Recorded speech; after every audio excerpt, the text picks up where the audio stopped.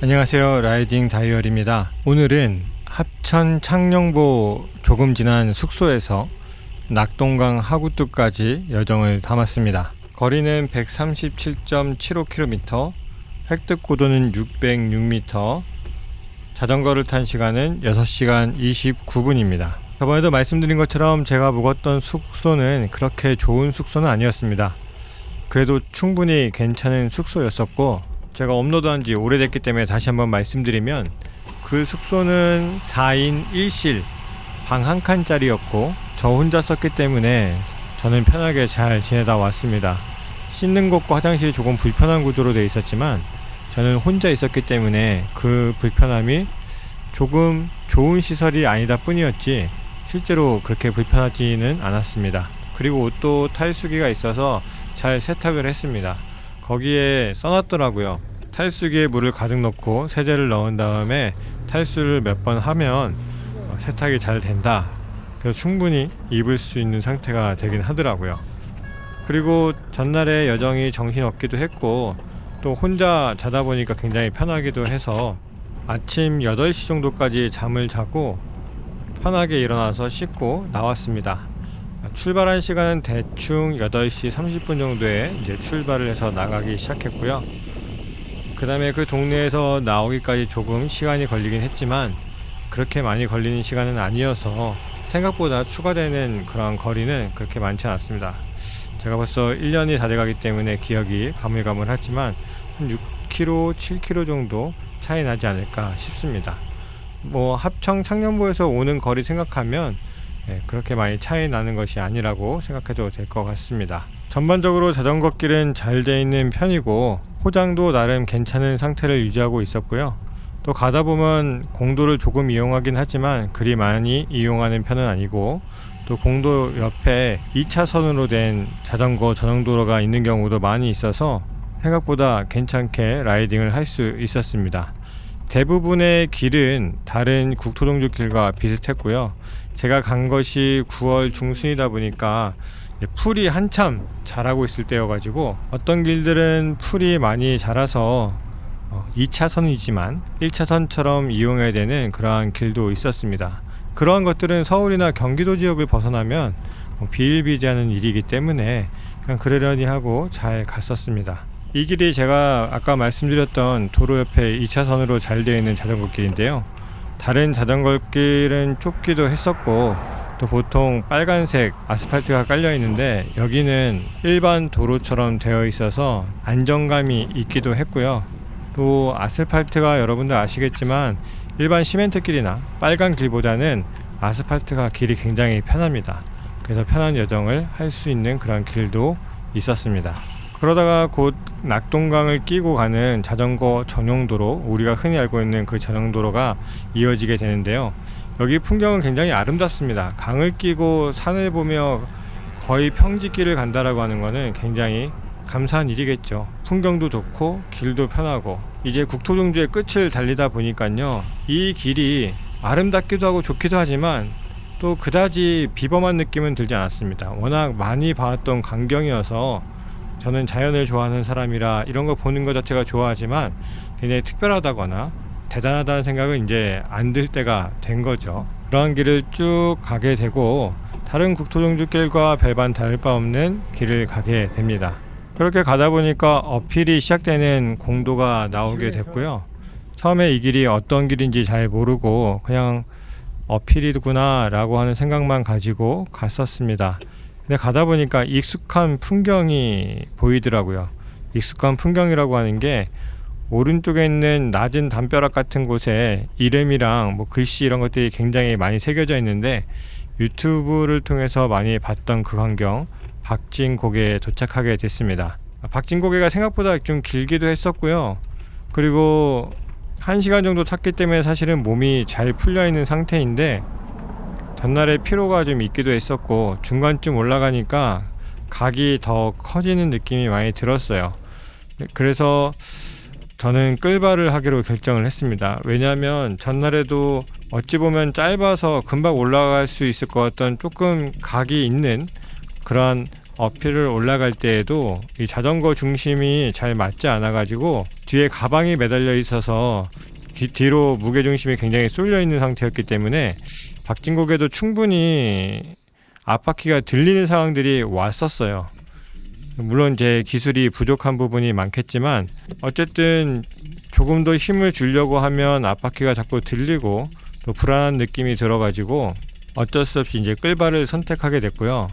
사실 어떠한 짐이 없어도 솔직히 억지로 가려면 갈 수 있을 것 같긴 한데 그래도 끌바를 했을 가능성이 충분히 있어 보이는 고각이었습니다. 사람에 따라 조금 다를 수 있지만 제 실력에서는 그런 정도 되는 고개였습니다. 그리고 또 한 가지 제가 끌바를 하고 싶지 않았던 이유는 뭐 자존심 이런 걸 떠나서 클릿이 굉장히 망가져 있었기 때문이었는데요. 이제 끝까지 올라가서 잠깐 쉬는 중에 다시 한번 클릿을 확인해야 됐습니다. 제가 원래 이 휴가를 준비하면서 클릿을 다 새 걸로 바꿔놨었어요.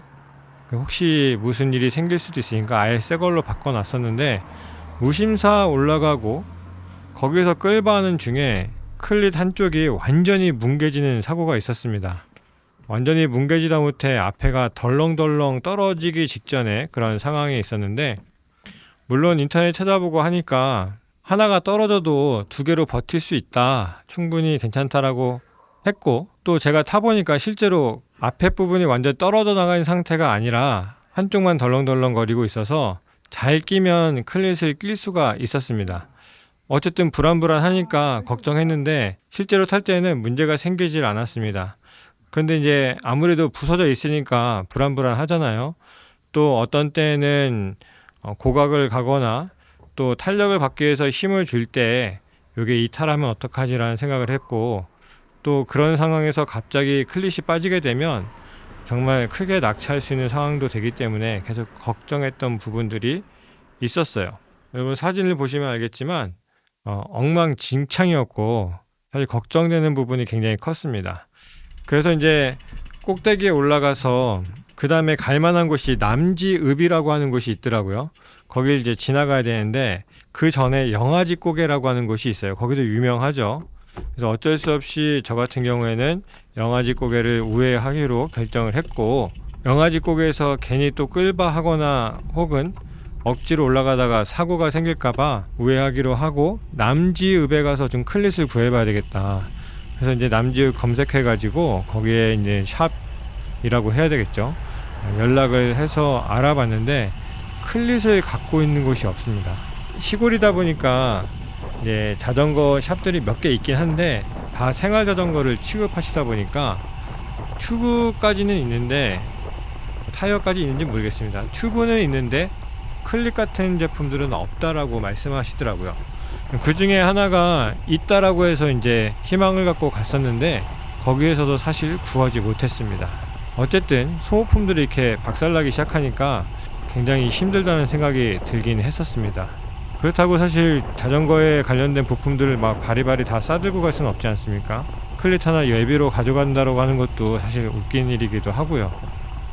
근데 여러분들이 만약 이 코스를 간다면 그래서 끌봐야 할 수 있는 상황들을 좀 인지하신다면 그 클릿이 망가지는 부분에 대해서는 좀 고민을 하셔야 될 것 같습니다. 왜냐면 무심사도 굉장히 어마어마한 각도고 거기는 무조건 끌봐할 수밖에 없다고 생각을 하는데 워낙 각이 크고 각이 큰 상태에서 힘을 줘야 되다 보니까 클릿이 망가질 확률이 굉장히 높은 것 같습니다. 또 망가진 상태로 영아지 고개를 넘는다고 하는 게 굉장히 부담스러울 수 있다, 이렇게 생각해 보시면 될 것 같습니다. 여기가 클릿이 있다라고 해서 들린 곳인데 거기 사장님이 미안하다고 이제 이야기하시면서 아마도 아버지가 전화를 받으신 것 같은데 자전거 상점이다 보니까 다 있다라고 얘기했던 것 같다 라고 이제 이야기하시면서 이 동네에서 클릿을 구하는 건 아마 어려울 것 같다, 대부분 생활용 자전거들을 취급하기 때문에 그런 제품이 없을 거다 라고 하는 이야기를 해주셔서 그 다음에 과감히 포기하고 점심을 먹으러 가게 되었습니다. 식당은 적당히 검색해서 괜찮다라고 하는 대로 갔고요. 여기 상호도 뭐 굳이 밝힐 필요는 없을 것 같습니다. 제가 이번 휴가를 오면서 너무 정신없게 오다 보니까 뭐 국토종주 수첩도 안 가져오고 물통도 잃어버리고 난리였는데 그 중에 하나 자물쇠도 안 가져와 가지고 사실 좀 걱정이 됐어요. 밖에 세워놓고 식사하는 게 불안하죠. 사장님께 말씀을 드렸더니 안에 내부 공간이 좀 있어가지고 안에 들여다 놓고 식사해도 된다라고 허락해 주셔서 좀 그나마 편하게 식사를 할 수 있었습니다. 그렇게 식사하고 가다 보면 풍경은 거의 비슷합니다. 딱히 이제 걱정하거나 좀 봐야 될 부분들은 없고요. 그렇게 창녕 함안보에 도착을 하게 됩니다. 창녕 함안보는 그래도 다행인 게 그늘과 앉을 곳이 있었어요. 몇 군데 인증센터들 다니다 보면 어떤 데는 정말 황량하게 아무것도 없는 곳이 있어요. 정말 인증센터만. 물론 어떤 보라든지 뭐 댐이라든지 이런 사무실 건물들은 있는데 인증센터 옆에 그늘 하나 없고 벤치 하나 없는 데도 꽤 있습니다. 근데 여기 창녕 함안보는 그래도 벤치가 있고 위에 좀 그늘 삼을 수 있는 것들이 있어서 좀 많이 쉬어갈 수 있는 그런 장소였습니다. 그리고 다음 코스인 양산 물문화관까지는 또 55km의 여정을 가야 됩니다. 자, 여기서 문제가 하나 뭐냐면 물 보급을 잘 해야 된다는 거예요. 남지읍에서 저도 물 보급을 좀 많이 해왔었고, 그래서 가방에도 물을 넣었었고, 그 다음에 물통 케이지에도 2개를 물을 꽂았었고, 또 등에도 2개를 꽂고 거의 6병 정도를 들고 다녔었는데 9월이라고 해서 시원한 날씨가 절대 아닙니다. 굉장히 낮에는 덥고요, 밤에는 추워지는 그러한 때이기 때문에 낮에 이동할 때는 굉장히 뜨거워요. 그래서 물을 잘 챙기셔야 되고, 물론 가는 길에 맘먹으면 편의점을 들릴 수 있는 곳들이 꽤나 많이 있습니다. 이 자전거 코스를 좀 쭉 찍어 놓고 거기 이제 편의점 찾아보면은요, 중간에 조금 나가서 편의점 들릴만한 데는 다 있어요. 웬만하면 있습니다. 그래서 보급 자체는 문제는 아닌데 옆으로 어디 나가야 되는 게 사실 싫은 거죠. 쭉 가고 싶고 빨리 가고 싶은 생각이 있기 때문에 한번 들릴 때 물을 잔뜩 가져가는 게 몇 킬로 돌아가는 것보다 훨씬 이득일 수도 있겠다는 생각을 해보게 됩니다. 한 번은 또 길을 잘못 들었는데, 당연히 이제 내비게이션이 하루 운행할 때도 그런 경우들이 있죠. 길이 겹치거나 바로 옆에 다른 길이 있는데 차선이 헷갈려서 잘못된 길을 들어가는 경우가 있습니다. 자전거 도로도 마찬가지겠죠. 당연히 가다 보니까 국도로 일반 도로로 연결된 것처럼 보여가지고 당연히 그 길로 갔는데 어느덧 옆에를 보니까 자전거 도로가 있는 거예요. 그래서 그냥 뭐 국도로 가도 사실 별 문제는 안 되죠. 또 여러분 이 화면 보시는 것처럼 옆에가 막혀 있기도 해서 그냥 가려고 했더니 중간에 그 길이 갈라지고 또 도로는 일반 통행으로 바뀌는 상황이어가지고 어쩔 수 없이 자전거를 들고 가드레일을 넘겨가지고 넘어가서 이제 자전거 길로 연결해서 타고 가는 그러한 일들도 있었습니다. 한참 길을 가다 보니까 이번에는 자전거 사진을 찍을 수 있는 그런 장소가 나왔습니다. 어차피 기념삼아 가는 거기 때문에 한번 자전거를 세워서 사진을 한번 찍어 보았습니다. 그리고 그 앞에 있는 다리를 이제 쭉 건너게 되는데요. 이 다리 이름이 정확하게 뭔지는 모르겠지만 여기 다리를 건너자마자 다시 한번 자전거에서 내려서 계단 밑으로 내려가서 자전거 도로를 이어가야 되는 그런 길도 있습니다. 사실 클릿이기 때문에 좀 위험할 수도 있다는 생각이 많이 들기는 했습니다. 그렇게 내려서 가다 보면 별로 사실 길이 좋은 길도 아니고 좀 좁아지는 자전거 길을 많이 다니게 되고요. 그 다음에 풀이 많이 자란 지역은 그 폭보다도 더 좁게 가야 되는 그런 길들이 쭉 이어지게 됩니다. 그렇게 이제 자전거 길을 한참 좀 지루하게 가다 보면 갑자기 공원 같은 곳이 좀 나오더라고요. 그 공원에는 커피 차 같은 것도 있고 좀 앉아서 쉴 수 있는 곳도 있어서 잠시 쉬었다 가는데, 이러한 곳들을 우리가 잘 모르는 지역을 지나가다 보면 여기가 어딘지 모를 때가 많이 있죠. 저 같은 경우는 이럴 때마다 사진을 찍어서 어딘지 확인하는 방법을 사용합니다. 사실 제가 저 서령공원이라고 하는 곳을 도착했을 때만 해도 어디 딱히 서령공원이라고 크게 써있는 간판을 보지도 못했었고, 자전거길로 따지면 그냥 통과해서 지나가는 길이기 때문에 어딘지 알 수 없는데 잠깐 쉬면서 그곳에 사진을 찍어 놨는데, 사진을 찍어 놓으니까 요즘은 핸드폰이 좋아서 되게 옛날 사람이 이야기하는 것 같죠. 위치가 정확하게 나와요. 그래서 사진 찍은 곳을 다시 한번 돌아보면서 이곳이 서령공원이었구나 라고 하는 것도 확인할 수 있고, 또 이렇게 유튜브 할 때 어딘지 정확하게 모를 수 있는데 그런 기점마다 사진을 찍어 놓으면 위치 정보에 대한 도움을 좀 받을 수가 있습니다. 어쨌든 서령공원도 좀 실만했고 커피도 한 잔 편하게 마실 수 있는 곳이라서 여러분들 지나가시다가 날이 덥고 좀 힘드시면 여기서 쉬었다 가는 것도 추천할 만합니다. 서령공원에서 한 10분쯤 가게 되면요, 드디어 양산물문화관 인증센터에 도착하게 됩니다. 여기는 좀 독특했던 점이 뭐냐면 인증센터 이름이 양산물문화관이잖아요. 보통 물문화관이나 혹은 이런 건물 이름이 붙어 있으면 그런 건물이 잘 보이는 곳에 한쪽 코너에 있거나 아니면은 누가 봐도 그런 문화관, 그런 건물의 영역 안에 있는 인증센터를 생각하게 되는데, 여기는 특이하게도 낙동강 끼고 있는 길 옆에 인증센터가 그냥 덕하니 있습니다.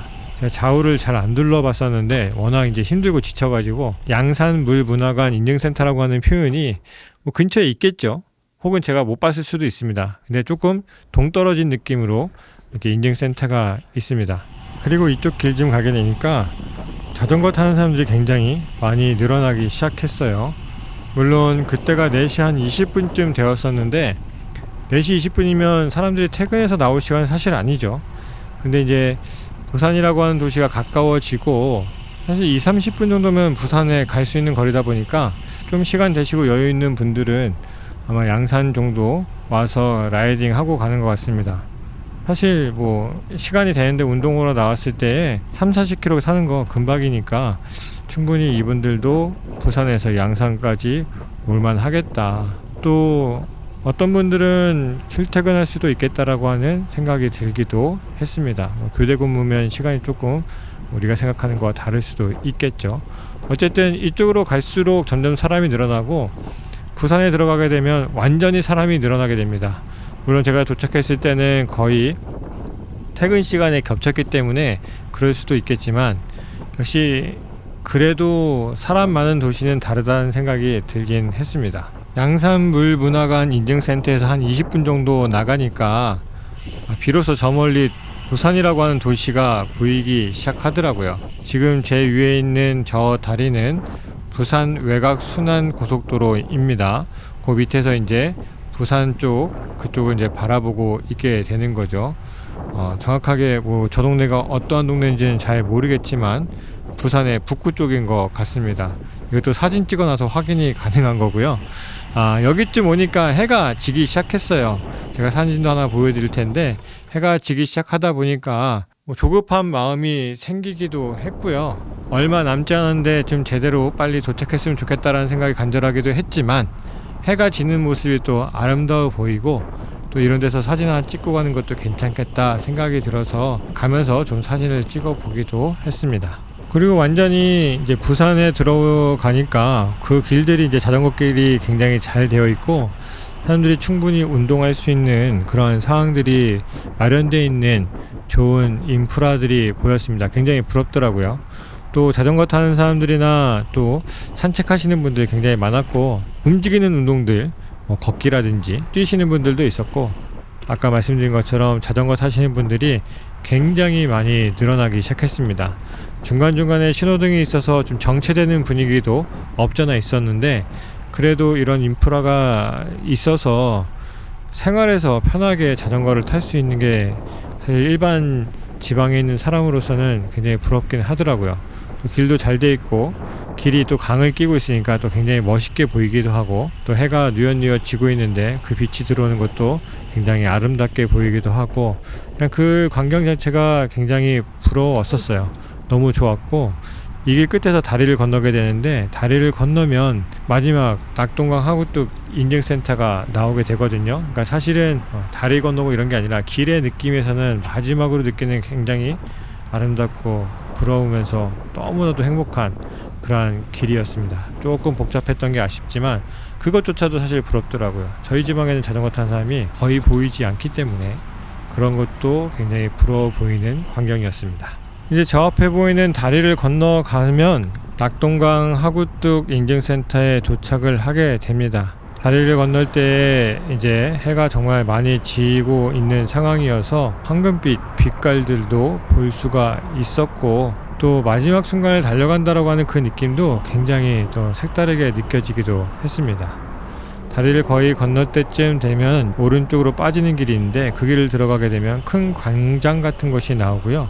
거기 끝에 낙동강 하구뚝 인증센터이자 우리가 흔히 국토동주라고 할 때 이야기하는 서해 꼭대기부터 남해 마지막 부산까지 있는 이 국토종주길의 마지막 관문이 나오게 됩니다. 이곳에 도착했더니 벌써 몇몇 분들이 도착했었고요. 제가 도착했을 쯤이 5시 44분쯤 됐는데 제가 정확하게 기억은 안 나는데 거기 유인 인증센터가 있어서 아마 인증 스티커를 받을 수 있는 걸로 알아요. 물론 이제 저 같은 경우에는 인증 수첩을 가져가지 않았으니까 뭐 할 수 없었겠지만 그 시간에 맞춰오지 못하면 유인 인증센터를 들릴 수 없다. 그럼 거기까지 가서 아쉬움에 돌아서야 되는 상황이 올 수도 있다 라는 생각이 들었습니다.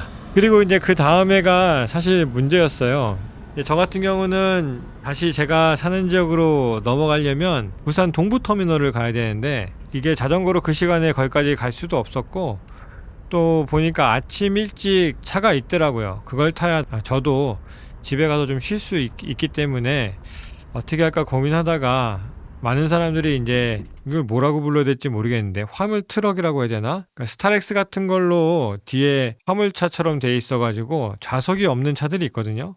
그런 차로 이제 화물 나르시는 일들을 하시는 분들이 있어요. 이제 제가 고용하는 거죠. 불러가지고 제가 원하는 곳까지 가는데 그때 6만 원인가 8만 원인가 들였던 것 같아요. 그러니까 작은 돈은 아니에요. 어떻게 보면.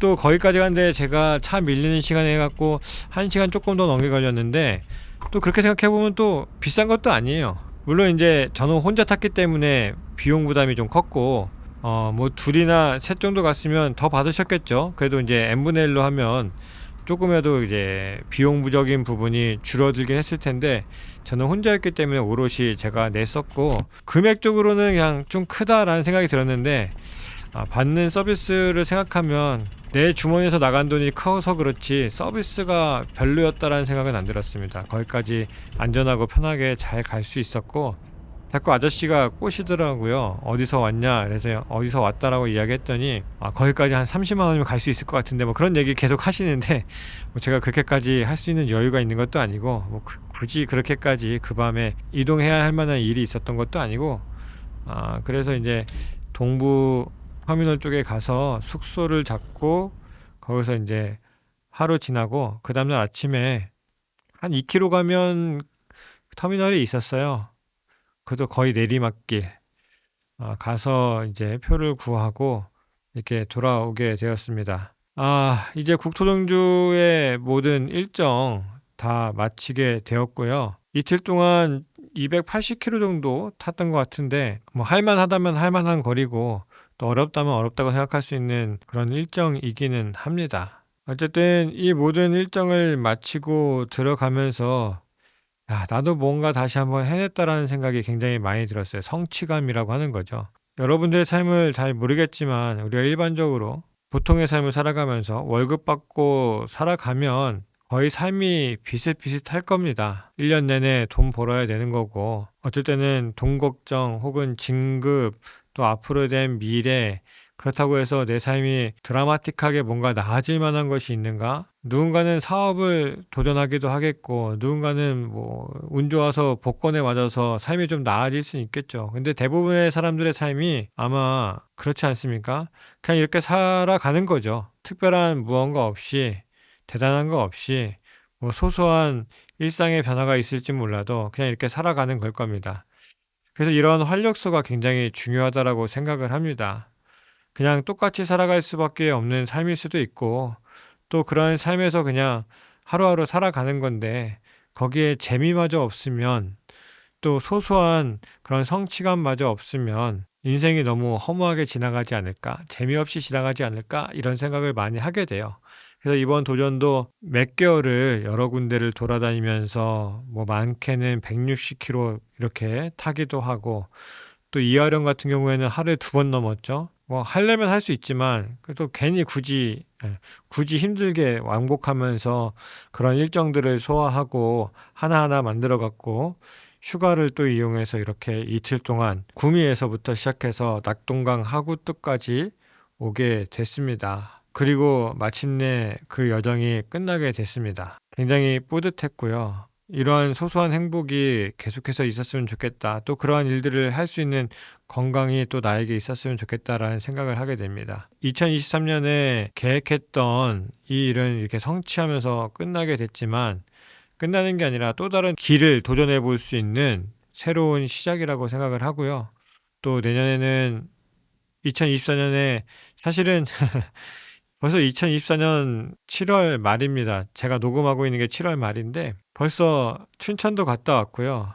오천 자전거길 203km, 왕복 203km도 갔다 왔습니다. 계획했던 일들을 또 하나하나 이렇게 착실하게 해 나가고 있고 또 그러한 성취감 200km를 한번 타봐야 되겠다는 생각을 했는데 200km도 완성해 봤고 또 남한강 자전거길 거기도 잘 다녀왔고 또 거기 있는 양산철교였던가요? 예, 거기 사실 저는 굉장히 감동스러운 느낌이 드는 장소인데 거기 다시 한번 보면서 또 새롭게 다짐하고 도전할 수 있는 삶을 지금도 살아가고 있습니다. 제가 너무나도 늦어서 이제야 2023년에 마무리 짓는 영상을 올리게 되는데 여러분들도 포기하지 말고 도전해 보시고 그러한 삶의 성취감을 통해서 하루하루가 좀 즐겁고 재밌고 기대되는 삶을 같이 살아갔으면 좋겠습니다. 나라가 경제가 어렵다고 이야기하지만 그래도 우리에게 웃을 수 있는 날들, 마음이 조금이라도 한 구석이 채워질 수 있는 날들이 있었으면 좋겠습니다. 여기까지 또 시청해 주셔서 감사하고 또 다음에 영상으로 돌아오도록 하겠습니다. 고맙습니다.